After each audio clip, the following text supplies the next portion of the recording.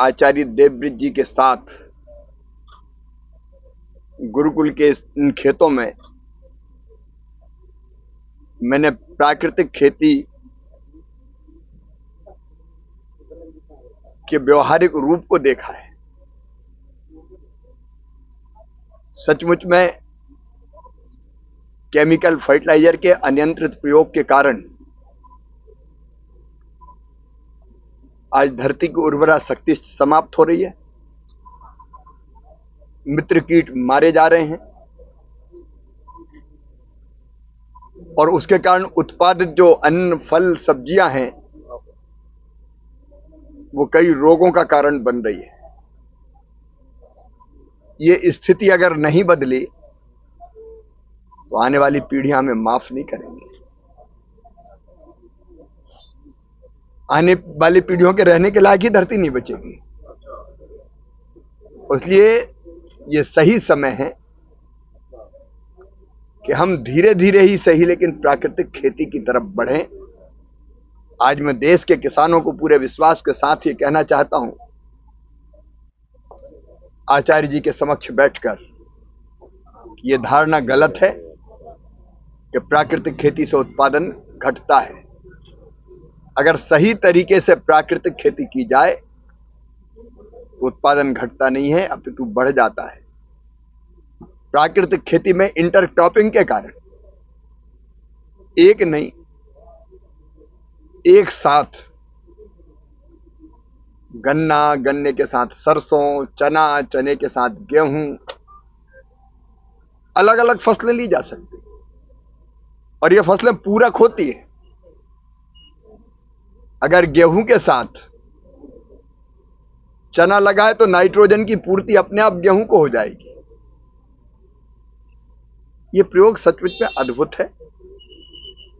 मैंने अब फसलों का जो रंग देखा है वो देखने को आज के युग में हम तरस जाते हैं। रंग हो, स्वाद हो। अब गेहूं के पत्ते मैंने देखे, ऐसे चौड़े पत्ते मैंने गेहूं के पहले नहीं देखे। गन्ने की साइज हो, गाजर, चुकंदर और ड्रैगन फ्रूट तो यहां कमाल कर रहा है। इस मॉडल को पूरे देश में मैं देश के किसानों को आह्वान करूंगा, इस मॉडल को जरूर देखें। प्रधानमंत्री नरेंद्र मोदी जी को मैं हृदय से धन्यवाद देता हूं। प्राकृतिक खेती का मिशन उनके नेतृत्व में बना है और अब बहुत जल्दी राष्ट्रीय स्तर की एक समिति हम गठित कर देंगे और फिर प्राकृतिक खेती का अभी भी अभियान चल रहा है। आचार्य जी चला रहे हैं, कई किसान प्राकृतिक खेती कर रहे हैं, लेकिन एक आंदोलन का इसको स्वरूप देने का हम प्रयत्न करेंगे। और देश के किसानों को मैं अपील करूंगा कि पूरे खेत में ना, एक साथ में नहीं कहता, लेकिन 5 एकड़ है तो 1 एकड़ में करके देखो, आधा एकड़ में करके देखो, सही तरीके से। एक शब्द मैं जरूर कहूंगा, सही तरीके से। और उसके लिए ट्रेनिंग जरूरी है। आचार्य जी का भी ये मानना है।